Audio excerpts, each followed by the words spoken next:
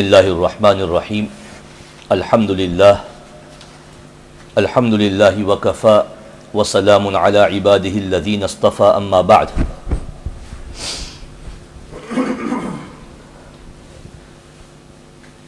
Moving on from Abu Bakr radiyallahu an, and then Umar radiyallahu an, and then Uthman radiyallahu an, and his unfortunate assassination towards the end of his Khilafah, and then Ali radiyallahu anhu becomes Khalifa.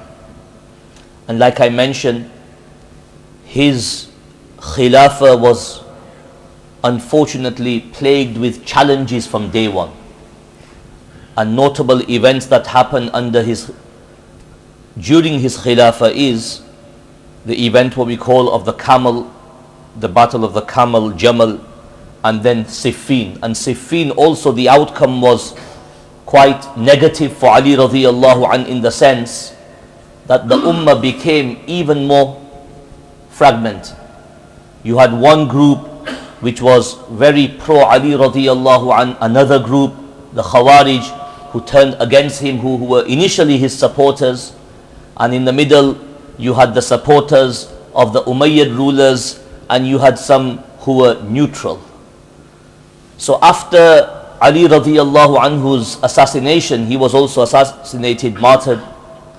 His son, eldest son, Hassan radiyallahu anhu, took over. Then he was Khalifa for 6-7 months, and he saw that the issues that had risen in the last 5-6 years under his father's rule, and before that as well, towards the end of Hazrat Uthman's rule radiyallahu anhum, they did not cease. In fact, they continued to be there, and every now and then they would ignite. So he decided that the best thing to do is give up this Khilafah. Give up this Khilafah. And even though his younger brother Hussein radiyallahu anhu, younger by just 1 year, he was not happy, Hassan radiyallahu anhu, went ahead and he abdicated in favor of Muawiyah radiyallahu anhu. And then Muawiyah radiyallahu anhu is a Sahabi, and he basically is Khalifa for a long period, 20 years, a very long time, extremely long time. After his demise, his son Yazid becomes Khalifa. And as I mentioned, he was nominated by Muawiyah radiyallahu anhu. And we also looked at that Yazid, we adopt, Ahlus Sunnah wal Jama'ah adopt the middle course regarding him, which is sukut, silence. There are some who are absolutely pro-Yazid, and there are some who reject him and curse him and talk extremely ill about him because of the events of Karbala. However, the Ahlus Sunnah wal Jama'ah generally have adopted the middle course, that neither do we curse him, reject him, slander him. At the same time, we don't wholly accept him as well. We just adopt sukut. We adopt sukut. And like I said, there's conflicting reports about Yazid, his character, etc., which we are not going to go into. So Yazid, he becomes Khalifa, and as soon as he becomes Khalifa, there is a split amongst the Ummah again, and amongst the senior Sahaba. There is one camp like Ibn Umar, Ibn Abbas radiyallahu anhum, who say that just accept his Khilafah, no confrontation. Whereas Abdullah bin Zubair radiyallahu an, and Hussein radiyallahu an, Hazrat Ali's second son and the younger brother of Hassan radiyallahu an, they adopt a confrontational approach with Yazid. And the people of Kufa, they make promises to Hussein radiyallahu anhu, come to Kufa, we will support you, we will pledge our allegiance to you. However, Muslim bin Aqil, like I mentioned, he was sent to the cousin of Hussein, first cousin, was sent to Kufa to investigate, and initially the support was there in Kufa. However, in that period, if you remember, what does Yazid do? He changes the governor, and Ubaidullah bin Ziyad is appointed the governor of Kufa, and he from day one has a hard line approach. The first thing he does is Muslim bin Aqil radiyallahu anh, he basically executes him. He knows why he came to Kufa. He knows he came to Kufa to look at the level of support for Hussein radiyallahu anhu. However, before his execution, he has already sent a message to Hussein radiyallahu anhu that come to Kufa. And Hussein radiyallahu anhu, who is in Mecca at that time, he has already set out. He has already set out with around a group of 100. And many of them are his family members, as you will see. Many of them are his family members, women, children as well. He has already set out for Kufa. And maybe his intention was not to fight, etc. Maybe he just wanted to stay in Kufa as a safe haven, safe place. He's got support there. That's why his family members were with him as well. Young children, women as well, they were with him. So Ubaydullah bin Ziyad, from day one, he basically cracks down. He basically executes Muslim bin Aqil bin Abi Talib radiyallahu anhu. And then he quells any sort of support for Hussein radiyallahu anhu. Anybody found in favor of Hussein radiyallahu anhu, he is basically persecuted. So immediately the support in Kufa is now gone. Now Hussein radiyallahu anhu is now obviously traveling towards Kufa, and Ubaydullah bin Ziyad finds out. So he sends a 4,000 strong army, like I mentioned, cracking a nut with a sledgehammer. 4,000 fully armed men are sent to intercept this group before they reach Kufa. And they are intercepted at a place called Karbala. Now, this is what I wanted to talk about today, is Karbala for 5-10 minutes. Karbala, it basically creates a lot of emotions amongst the Shias. It should also create emotion inside us as well. The events of Karbala, it should also create emotion inside us, but there should be a balanced response. A balanced response. We'll look at that later, the emotions of the Shia and the things they do even till today on the 10th of Muharram, when the biggest tragedy of Karbala occurred, which is the martyrdom of Hussein radiyallahu anhu. So if you look at Karbala, the events around Karbala, they took place over several days. It wasn't just 10th Muharram. It started 5, 6, 7 days. So basically there was a standoff in Karbala for several days. Hussein radiyallahu anhu with his group of 100, they were intercepted, they were stopped. They were not allowed to advance. In addition to that, they were also denied water. Access to water was controlled by this army of 4,000 sent by Ubaydullah from Kufa. So everything was in favor of the army, and Hussein radiyallahu anhu and his group of 100 people, they were basically at huge disadvantage. As each day went by in Karbala, they were becoming weaker and weaker in every aspect. And eventually what happens is the army becomes restless and they launch an attack on Hussein radiyallahu anhu and those who are with him.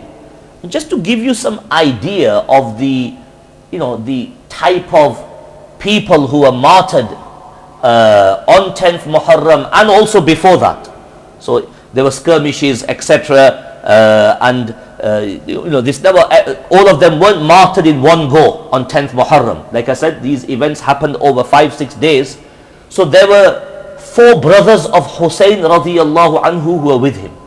One was Ja'far, Atiq, Mohammed, and one of them named after their father Ali radiyallahu anhu, known as Ali al-Akbar. 4 of his brothers were martyred. From his sons, Hussein radiyallahu anhu's sons, 3 sons definitely are mentioned in the books of history who were martyred. 3 of his sons.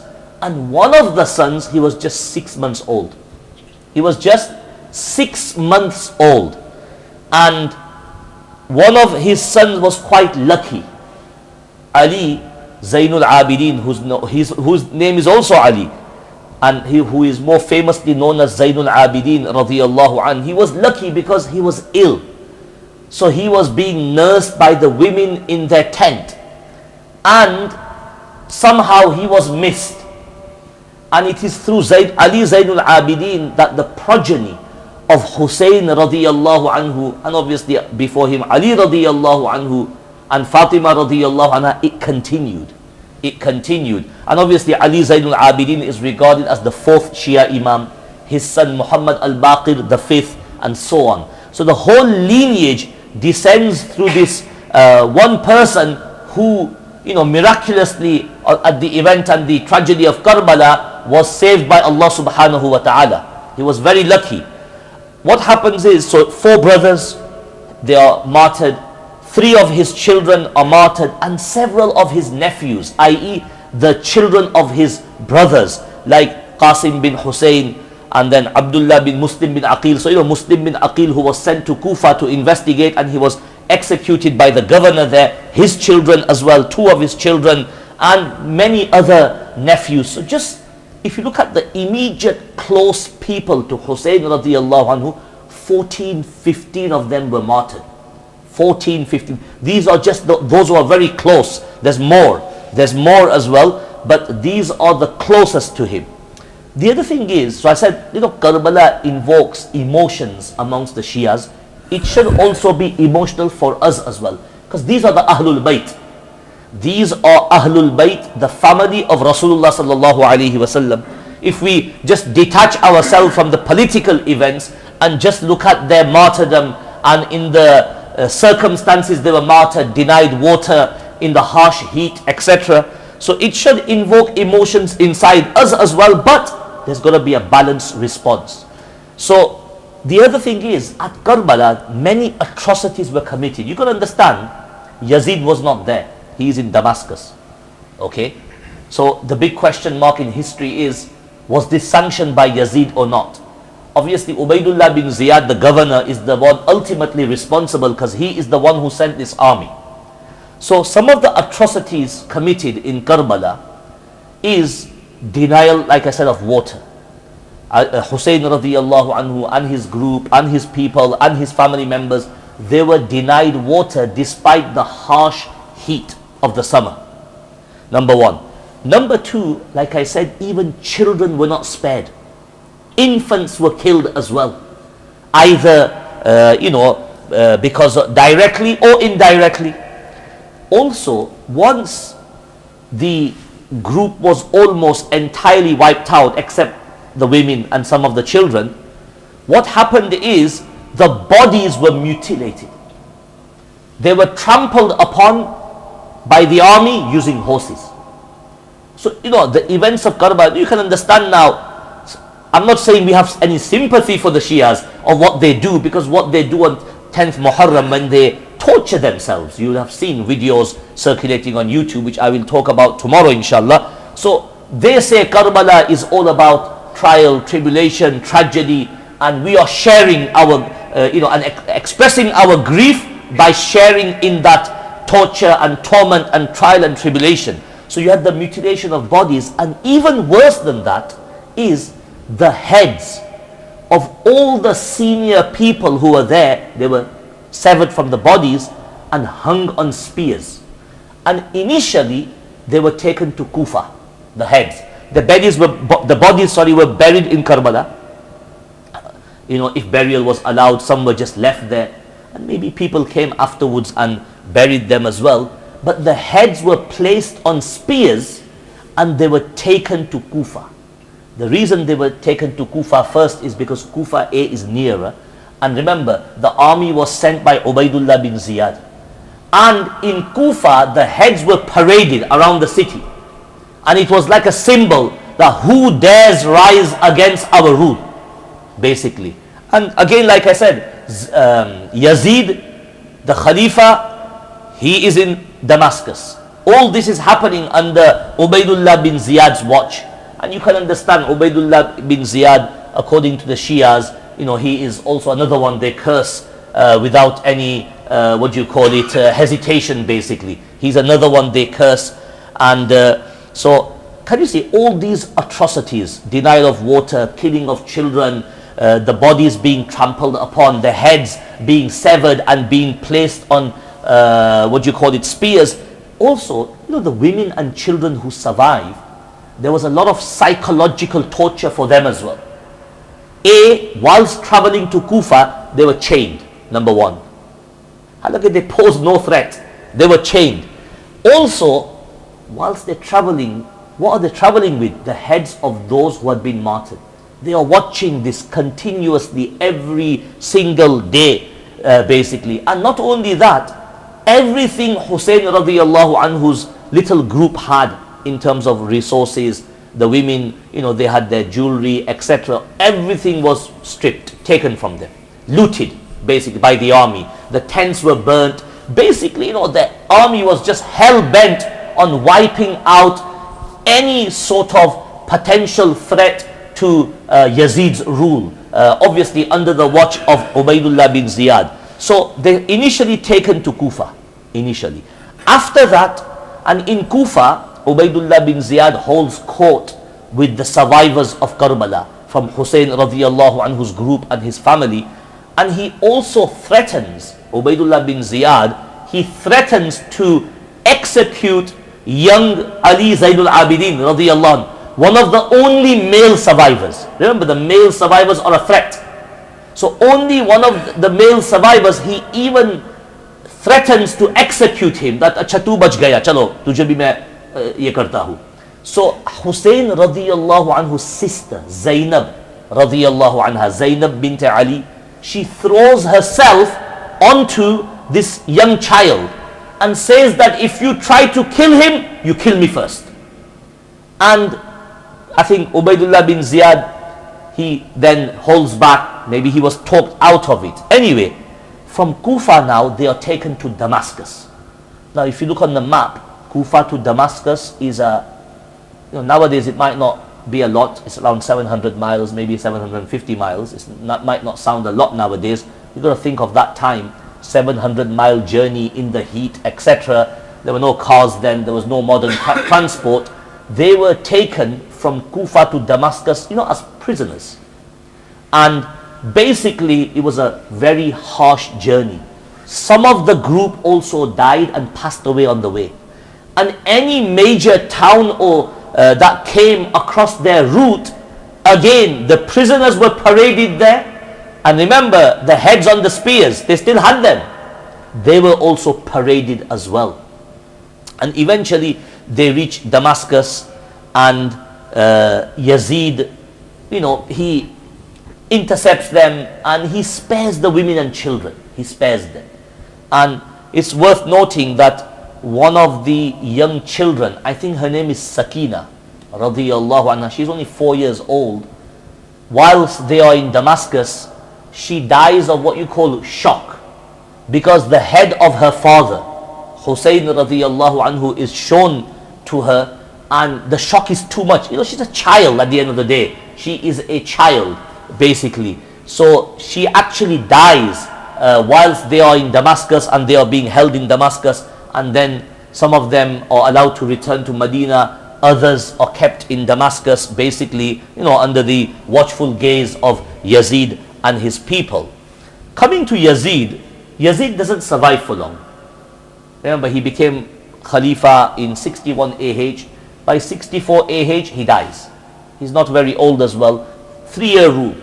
3-year rule. So obviously, history is basically, how did he die? Big question mark. Did he die naturally? Some say he died of a certain disease, and others say that it's a punishment from God, from Allah, the Shias especially, that this was punishment from Allah subhanahu wa ta'ala, that Yazid did not last. And the other thing is, Yazid's grave over time became unknown. Where is he buried? Over time. Even today, you can't pinpoint that, is it in Babu Saghir, is it here, is it there? Over time, his grave basically also became unknown. So Yazid then leaves the world. Who succeeds him is his son, known as Muawiyah the second. Remember, Muawiyah radiyallahu anhu the first is the Sahabi who was ruler for 20 years. After Muawiyah radiyallahu anhu the Sahabi, it's his son Yazid, 3 years. After that, it's Muawiyah the second. Now Muawiyah the second is very different to his father. He's seen all this. And he's very young, by the way. He's only about 19, 20 when he becomes Khalifa. So he, after just 1 month or just over a month, 40 days or so, he says that this is not for me. I don't want to be Khalifa. I don't want to be Khalifa. I've seen the horrific events of Karbala which happened under my father's watch. Whether he sanctioned it or not is a big question in history, okay, which happened under the watch of his governor Ubaidullah bin Ziyad. So Muawiyah II, he says, that's it. Just like Hassan radiyallahu anhu abdicated, Muawiyah II abdicated. The irony is that Hassan radiyallahu abdicated in favor of Muawiyah radiyallahu anhu. Muawiyah the first, known as Muawiyah the first, and Muawiyah, his grandson, he abdicates. He doesn't uphold the rule of his grandfather and allows the Khilafah to continue. So the descendants of Muawiyah radiyallahu anhu, the Sahabi, their rule ends here, basically. So it's Muawiyah radiyallahu anhu for 20 years, his son Yazid for around 3 years, and then Yazid's son Muawiyah II, around 1 month, 40 days. And he gives up the Khilafah. No, this is not for me. I don't want any further bloodshed under my watch. And he just basically abdicates. Now when he abdicates, he doesn't appoint a successor. The people tell him that you need to appoint a successor before you step back. But he doesn't. Because he doesn't want anything to do with what has happened up to now. So who takes over? So there is a bit of a turmoil now. What we call a power vacuum. Someone called Marwan bin Hakam, he's already 60, 70 years old. Okay? Marwan bin Hakam takes over. Now, Marwan bin Hakam has been, he's been through the rule of Muawiyah radiyallahu anhu. Marwan was also governor of Medina as well. So a very experienced person. Very experienced. He takes over. He rules for about 1 year and he dies then. However, in that 1 year, he consolidates everything. He basically, brings calm and he brings stability. Territories which had been lost under Yazid, because of rebellions, etc., he regains them. And you've got to understand that whilst all this is happening, what's happening in Makkah? There's a siege going on. What's his name? Abdullah bin Zubair radiyallahu anhuma, he in Makkah has been declared as Khalifa. Whilst Yazid was Khalifa, a huge part of the Ummah pledged their support to Abdullah bin Zubair radiyallahu anhu in Makkah. So you got to understand, these are events happening parallel. And under Marwan, he has a famous governor, Hajjaj bin Yusuf. Hajjaj bin Yusuf is dispatched to Makkah to quell the rebellion there, and obviously to put an end to Abdullah bin Zubair radiyallahu anhu's declaration of Khilafah. And it's very famous. He basically lays siege to Makkah. He bombards Makkah. He doesn't care about the sanctity of Makkah. He doesn't care that this place is basically a pure place. It's the house of Allah subhanahu wa ta'ala. This is the haram. This is the sacred city. He bombards Makkah, and eventually Abdullah bin Zubair radiyallahu anhu and his supporters, they are basically overwhelmed, and Abdullah bin Zubair radiyallahu anhu is martyred. And again, what happens in Makkah, his head is also, or his actual body is hung for several days for people to watch. It's hung on a prominent road that leads to Makkah, so people coming to Makkah, they can see this. This is obviously under the watch of Hajjaj bin Yusuf. Anyway, just to conclude today, Marwan bin Hakam, he takes over for 1 year. And from this point onwards, the Khilafah remains in his children and grandchildren for the next 60 years. So in total, Umayyad rule, starting from Muawiyah radiyallahu anhu, 90 years. 90 years. So Marwan bin Hakam takes over. After he passes away, his son takes over. Abdul Malik bin Marwan, you might have heard of that name, very famous name in history. Abdul Malik bin Marwan has a long rule, like Muawiyah radiyallahu anhu, 20 years. He's the one who builds the Dome of the Rock. Abdul Malik bin Marwan builds the Dome of the Rock, and under him, just like under Hazrat Umar and Hazrat Uthman radiyallahu anhuma, there's a lot of basically progress. I'll give you some examples. He reunites the Islamic lands which had become fragmented. There's also more territorial expansion of Islam. He also makes Arabic the official language of the empire. of the entire Islamic empire. That Arabic from now on, remember you got Persian as well. Persian was widely spoken in Iraq and all these other places, Kufa, those regions. So he makes Arabic the official language. Something else he does is he introduces Islamic currency, the dirham and dinar, inscribed with Quran verses and the Shahada. This happened under Abdul Malik bin Marwan's 20-year rule. He also establishes, you can call it the Royal Mail of that day, a postal system, basically. Remember, rule is centered in Damascus and they've got huge territory to manage. So they needed an efficient system of communication. So he establishes a postal service, basically, where, a horse, a person on a horse would be dispatched with letters from Damascus. He would travel at high speed for, 60, 70 miles, 80 miles, which is nothing for a horse, powerful horse. That person would reach the destination and hand the letters to the next person waiting. Basically, the Umayyads under Abdul Malik bin Marwan, one letter could reach 1,000 miles overnight. Just imagine, a letter sent from Damascus could reach 1,000 miles away overnight, over the space of 12, 15 hours, because of this unique system.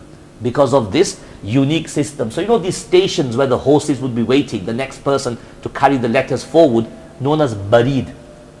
What do we call barid in modern English, Arabic? Post office. Email, what's email called in Arabic? Al-barid al-electroni.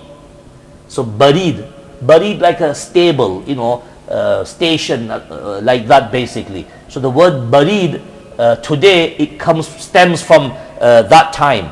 Inshallah, we'll continue tomorrow, moving on from Abdul Malik bin Marwan, just so you get some sort of idea of our Islamic heritage and history. And like I said a couple of days ago, despite the political turmoil which was happening every so often, despite the fragmentation and the differences amongst the Sahaba, Tabi'een, Tabu'ut Tabi'een, the work of Islam was still continuing on the other side. There were ulama, there were scholars, the preservation of hadith, the teaching, learning, propagation of Quran and hadith, that was also happening parallel. So, when we look at these events, we're just looking at the events from a purely political perspective. Subhanakallahumma bihamdik.